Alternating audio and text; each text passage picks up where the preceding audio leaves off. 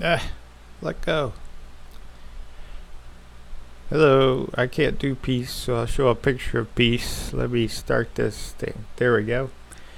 What I wanted to do before I forget, and my free trial of InDesign from Adobe is up, is I wanted to do a proper how-to step-by-step for making, well, in my case, a tarot deck with DriveThruCards, since their instructions are, wow.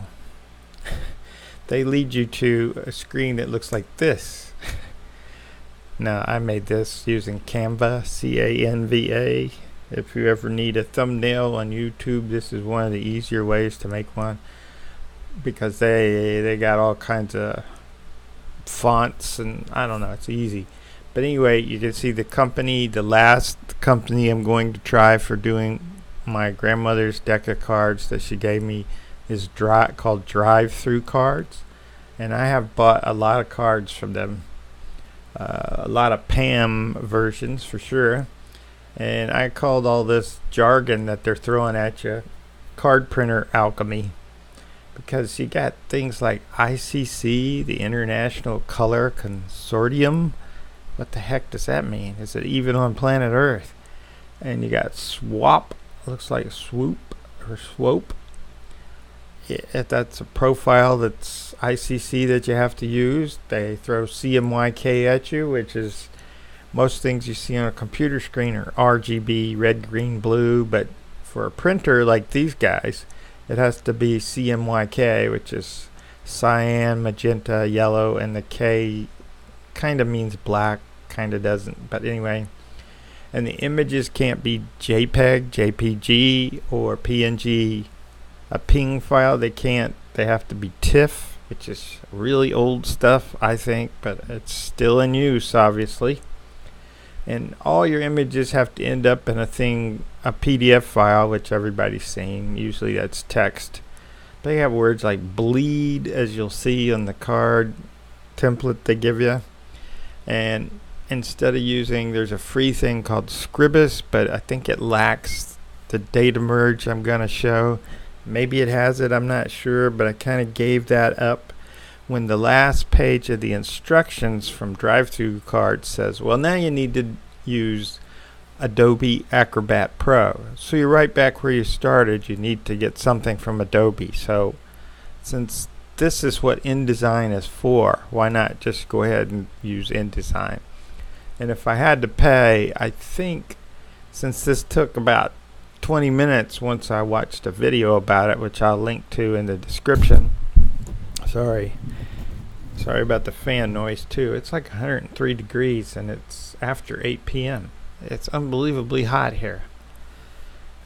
I could only do one run today, and I thought I was going down for sure during that one. But I think it's about $20, $21, and it might even be free if you just, you get all this down ahead of time, watch a couple videos, and then you go at it. You'd be done in less than 30 minutes, especially if you prepared everything ahead of time. So I think if you cancel within 14 days or something, it's free, or you get some amount off of the price. I forget. But once you get InDesign from Adobe, you got to use the a tool that comes in that package called Data Merge.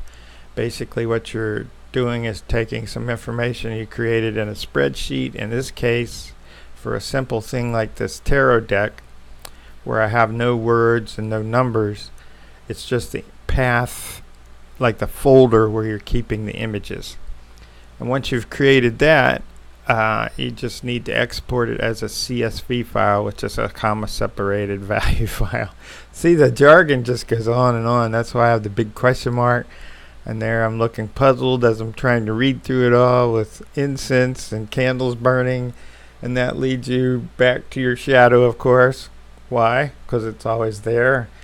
It could make you as angry as a rooster. So I did an angry rooster there. And it's very frustrating, which is, a good symbol for frustration is trying to undo Christmas lights once you've packed them away badly. So I'm trying that there. Let's go to the next one, which is My order, once I got through all these steps that I'm going to go over with you, was accepted and confirmed, as you can see down here, if that shows up. Anyway, and I redacted my address, order number, all that jazz, but you can see it's PMA. I'm calling it PMA 1909, and they're premium cardstock. I have no idea what that means. 2.75 by 4.75, yet the page, every page in the PDF has to be 3 inches by 5 inches, or whatever the equivalent is in millimeters. You can see a little oops here on their website. Their website is pretty old, pretty bad. I have done a lot of websites, and this would have taken me back to maybe the year 2000. That's not keeping up to date, that's for sure. But I wrote oops because they wrote 17.5 instead of 17.50. It's little things like that that don't really give you confidence in ordering from someone. But let's say the end result of this is you get a PDF file, a big one, that you have to upload, and then they're going to use that for that to send to some printer. So let's go look at that up next, and it looks like this. Can I get out of full screen mode so you can see better? Wow, how did they get to be so big? But anyway, inside that PDF, which there's the name of it, every page is one side of a card. So here's the back. Why is it so big? I don't get the bigness. Okay, there. And since I have continuous mode on, let me take that off, make it single page. There, now you can see that was the back, that's the front, that's the back, that's the front, and it just goes on and on and on like that until you get to double the usual number of cards, because you got backs and fronts. You end up with 156 pages in the PDF. So that's the PDF. Let's go back to my little logo here. I guess I'll keep that around so I can say peace at the end, right? So first things first, my little cheat sheet, which I will put somewhere, maybe on my website, which I finally got around to cutting out any tracking on it. There's no tracking at all. I mean, Google indexes, all the index people crawl it. But other than that, I'm not using any Google Analytics. I'm not caring or tracking because I'm not selling anything. I'm not trying to attract anybody there. There's not much going on there. Just a list of my tarot decks, oracle decks, Lenormand decks, and however else I decide to divide it up in the future. But here's my little cheat sheet. The requirements for this is, of course, you got to have your art. You got to have that digitized as JPEG or PNG files. I guess if you're blessed enough to somehow do it immediately into a TIFF file with the right color space, then you're good to go. You're way ahead of the game. And then requirement number 2 is you have to have the data where the images are in folders on your hard drive in a spreadsheet, so you can create a CSV file right there. And then I use, but there's other options, I used a program I remember from a long time ago. It's still around. It comes with Linux, but it runs on a Mac, and I'm sure it would run on Windows somehow. I'm not a Windows person, I'm a Mac person, but I'm pretty sure it would still run on Windows. It's called ImageMagick, and it's magic with a K, which makes it special, right? But you could also use another free thing called GIMP, or if you're going down the Adobe road, you could use Photoshop like everybody else on the planet probably, except for me. That's not true. There are other people who can't afford Photoshop. But you will use ImageMagick, GIMP, or Photoshop, and what you're doing is you might need to resize your images. You'd use it for that. You definitely need to get the color space right. It has to be CMYK, not RGB. And the format at the end has to be TIFF. Why it has to be TIFF, I don't know. This is the only of the 3 printers I'm trying. This is the only one that requires TIFF. The others are fine with RGB. And then the fourth requirement is something like InDesign, so you can, create that PDF we just saw where you have back, front, back, front, back, front for all the cards.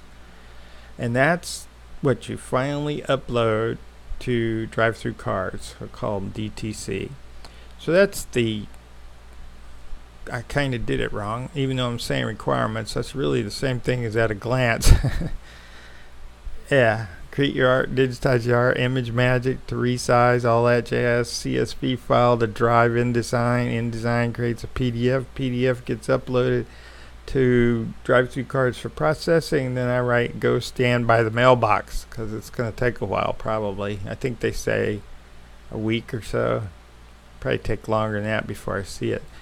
But out here on my hard drive, you can see I created a folder inside of documents called DriveThruCards, and in there I put all the stuff, including all the card images.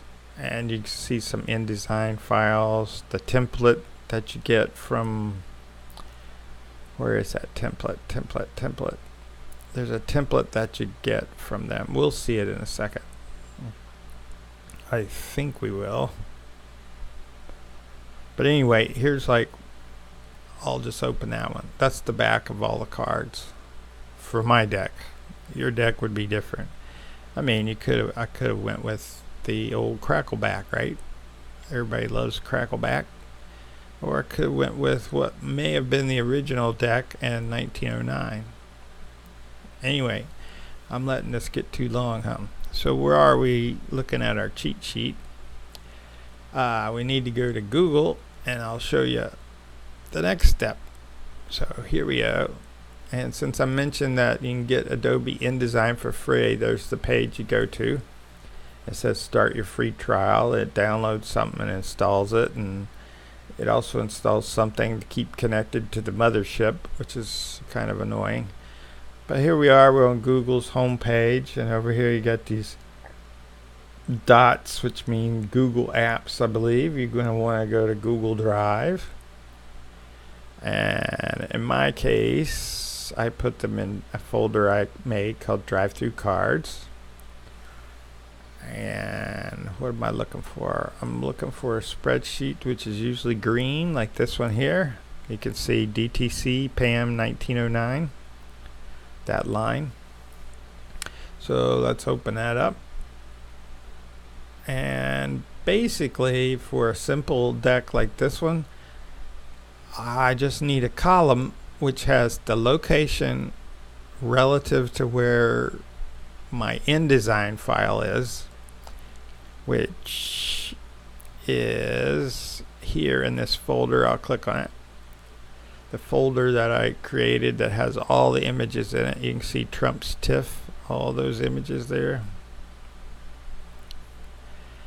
That's what you need to have set up, and that's what I'm referencing in these in this column over here. You can see for a Mac and Linux anyway, you can see dot, which means the current folder, that one, PAM 1909 ping 900 by 1500 dot slash Trump's TIFF slash fool.tiff, which you can see right inside the folder here.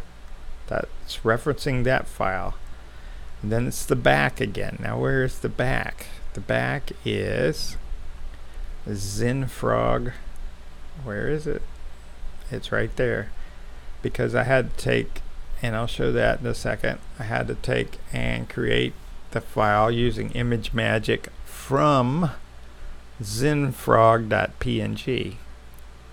And when you run it through imagemagick, you end up with a TIFF file that has a color space of CMYK, and it refers to a ICC profile called swope coded 240% ink limit. Isn't that something? Talk about cryptic stuff. I thought computer science was bad. This printer talk is pretty bad too. But you're going to do that for all 100 and it says 157, but that's because the top row has to be a reference to, it's saying that this column is all about images. And you do that by prefacing whatever you call that column. In my case, I called it card, as you can see here. Card, let me highlight it. Card at card, which tells InDesign, oh, this whole column is about an image or images. And then you would, once you got all those typed in, and that's annoying, right? But you only have to do it once. As you go and you say download as, and you're going to want to download it as a comma separated values, a .csv, and there you go. I've already downloaded it, so I won't make you wait through that. So there's that. Now, once you have that and you have it downloaded, we should see it here. Let's look at it. Where did I put it? Where did I put it? It has to be right there. It is. See it? Let's see. Can we open that with something? Let's open it with text edit just to look at it, and you can see it pretty much looks like it did up there as a spreadsheet, but it's not really. It's just a text file. Each line is a different image. The top line is telling InDesign everything in this column, because you could have, you know, more than one column. You could have a column for your Roman numerals on the trump cards, and you could have a column you might call title, where every card has a title, right? That would be more typical than what I'm doing, but that would give you all kinds of flexibility, whether you're designing a game or you're designing your own deck of cards. So let's see, cheat sheet, what's next? I need to show you something about ImageMagick. So let me scroll down here and show you this whopper of a command that you run from a DOS prompt or a terminal prompt here in on a Mac. And I'll go over each part of it. ImageMagick, all the commands now start with the word magic, which is cool. It's got a K at the end, right? We're saying, in this case, this example, we want to convert a file called cups1.png, and we want that conversion to be in the format of a TIFF. You can see right there. And then we don't want it to be compressed, so we say hyphen compress, none. We say hyphen strip, that's to get rid of all the previous color space stuff like RGB or sRGB. And then we say, well, we want our color space to be CMYK. And for that color space, we want to use a profile that we downloaded from DriveThruCards called, well, in this case I got .. which means go up a folder and then use the file there. But you can put all this into one big folder. That would probably make this all much easier. We're gonna want our profile to be using something called swope coded 240% ink limit.icc, and then the output file we're going to put in a folder called cups TIFF, and we want it to be called cups1.tiff. And you have to do that 78 times. But not really, because you could cheat and do files like this. And here you can see I'm doing all the backs as 1, 2, 3, 4 commands. These run like that, like in the blink of an eye, even if you did them all at once in one file. So that gets us, and when I say run it, it would be coming out to here and in the directory where you thing, let's say, whoops, atcat cls. You can see that's the file we just looked at, and so you would do something like ./cls, and that would run it and create those TIFF files. But if anyone has questions, they may ask, but that's just how I chose to do it. You could have done them one at a time in Photoshop. There might be a way to do a batch of them. Probably is a way to do a batch of them in GIMP. But once you get all those converted to TIFF, you end up with something that looks like this. Let's find one. First, let's do a compare. Let's look at ZenFrog, and we're using preview, which turns out to be far more powerful than I thought it was. And you can see here when what did we just do? Let's do it again. Preview, tools, show inspector. You can see that this is a portable network graphics image file, so it's a ping file, PNG. And you can see my image size is 900 by 1500 pixels, which works out to be 3 inches by 5 inches. Am I saying that correctly? Yes. You have to have an image DPI of 300 pixels per inch because you want it to look okay, right? Not fuzzy. And this one here, the color mode is RGB, but it's technically sRGB like most things are on the computer. So let's get rid of this, or on the internet websites, I mean. Let's get rid of the original file. Now let's go look at this TIFF file. Preview app. And there it is. It's slightly darker, right? Colors do change from screen to print. What? That's not right. Oh no.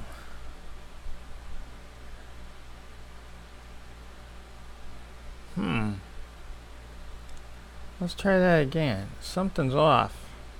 Let's look at the tower car, see if it got that right. Tools, show inspector. Yeah, this is what it should have said. I guess I messed something up. Well, my backs might end up looking weird, but you can see that this is a TIFF image because we ran it through ImageMagick. The same size, the same DPI, the color model, they call it here, is CMYK. And you can see that weird profile swap coded 240% ink limit. And that's how it's supposed to be. Oh no. I'm really disappointed now.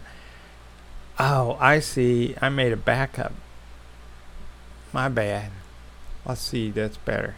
Show inspector. Whew. Okay, that's better. I wonder what I actually sent up there. I should have sent this one.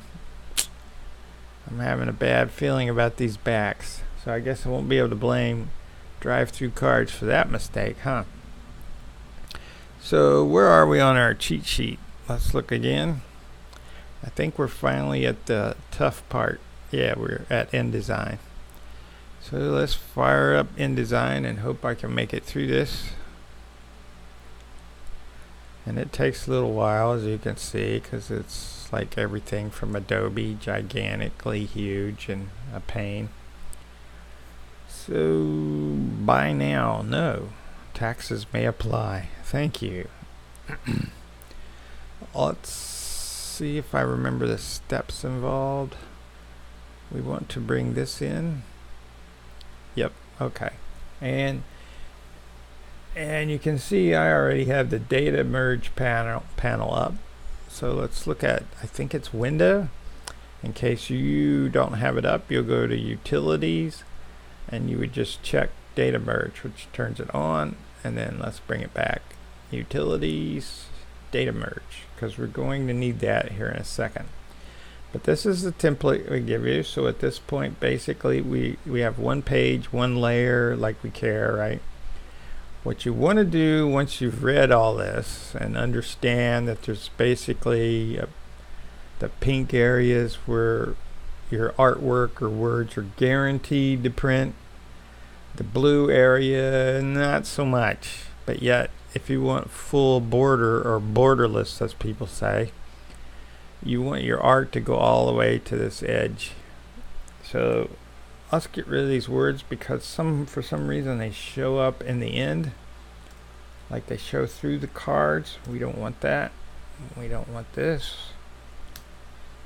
We don't want that. And I think we didn't want this. Maybe we did want that. I'll go to edit, undo, clear. Okay. I'm going to say we don't want that. Okay. So then we go back down here to our data merge panel. You can see it there. And we're going to use this little tiny pull down menu, and we're going to select data source. That's going to be our CSV file. See it right there? We're going to open that, and then right away you can see it's showing us the columns in the from the CSV file. You can see card and a little icon that indicates that's an image. It's a reference to an image. So what we're going to do, if I remember correctly, is kind of click and hold. We're already clicked on it. We need to hold and drag it over here and let it go.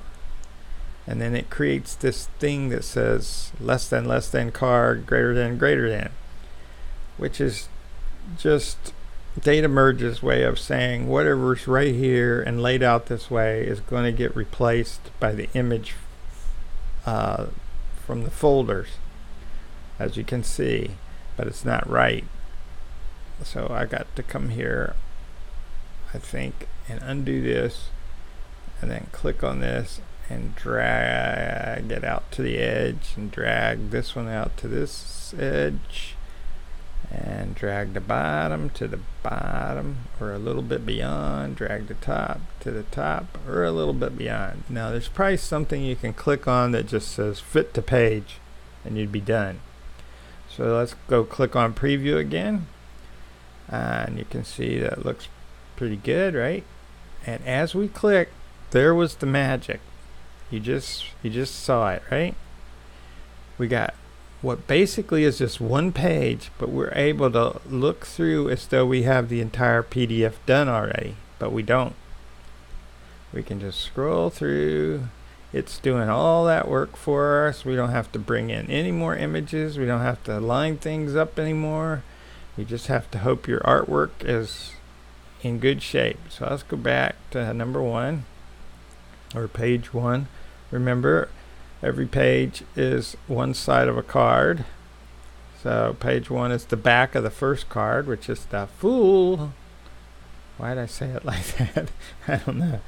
I think we turn off preview. It's getting a little hard to remember the steps. And then we could probably go straight to export to PDF, but let's not do that because that's not what I did before. I think I did create merged document. Yes, I did. And in this screen that popped up, you're going to want to make sure it says all records are selected because you want to do all of them. And they say to check off generate, overset, blah blah, these 2 boxes here. Lord knows what they do. And that's all I did. And then you click on okie dokie, and it gives you these warnings if there are any warnings. In this case it says no oversight text was generated when, which is a good thing. It means no errors occurred. And then down here at the bottom you see this little green light that says no errors. In some write-ups you'll see that called the pre-flight, I believe. So here we're going to, I think at this point we can say, nope, we can't say it there. We can go to File, we can go to Export, and we got to make up some name. So let's call it, let's just call it Demo. And then you click Save, but it's not going to save it right away. What it does is come to a page where you have to have read that awful thing. Let's go show that real quick. The awful instructions from DriveThruCards. Where are they? Where are they? I think they're up a directory. Yes, I think. Yeah, MakePlayingCards how to. Probably the worst thing ever. So let's click on, I got the latest one, which is cards how to InDesign.pdf. And this is what you have to read through and try to suss out, is that a word? Suss out how to do this. And it's just, it's unbelievably scatterbrained. But I've done lots of tutorials and documentation for software. So I kind of have a lot of experience from doing that over the years and trying to talk to people who are just trying to get a job done and don't want to know everything about printing that's ever been figured out by mankind, for example. Here it explains that weird pink and blue thing we imported, which is a template. See the inconsistency here? The one we imported is pink in the middle and blue on the edge. The bleed area is blue. The pink area is the safe area. Not here. It's backwards. The blue. It's just beyond belief. Where does it say it? This is the beginning of the step-by-step process for creating a new document for your cards. Well, it ain't. It ain't even close. They do tell you that it's back to front printing. They do tell you the resolution should be at least 300 dpi. And then they go on to tell you that it should be 3 inches by 4 inches. Wrong. Wrong. Wrong. That's not a tarot card size. Of course, this is just probably generic, so it's probably poker. I don't even think that's right for poker. I'm not sure. Then they go launch into this adding text, which goes on and on and on and on. That's after just telling you brought in a template to make a card, and on. And finally it gets to adding art. But it doesn't, nowhere does it say anything about data merge. In other words, we would be back on that screen in InDesign repeating this process 156 times. Really? Don't people like to go outside, breathe fresh air, look at the sky? No.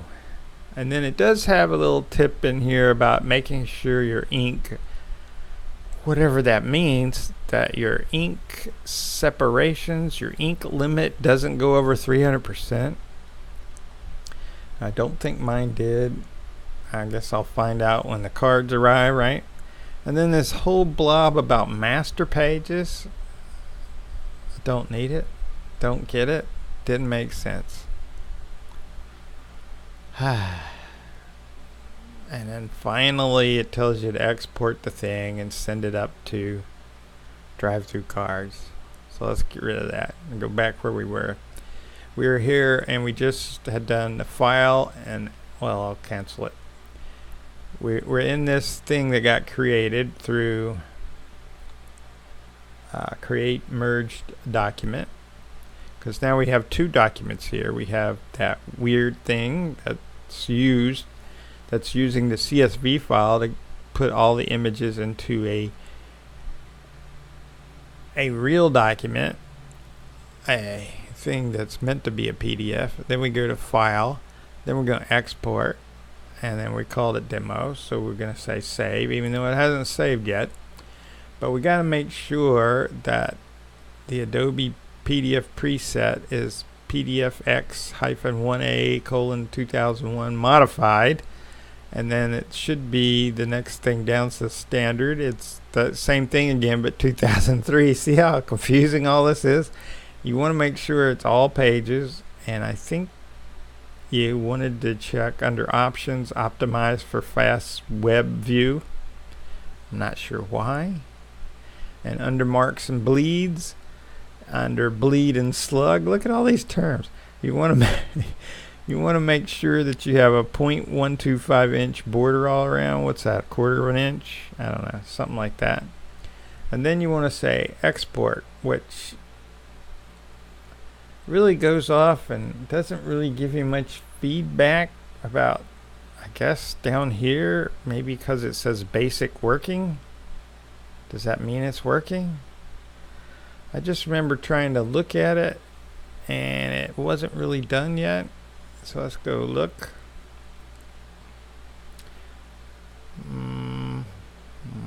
Demo.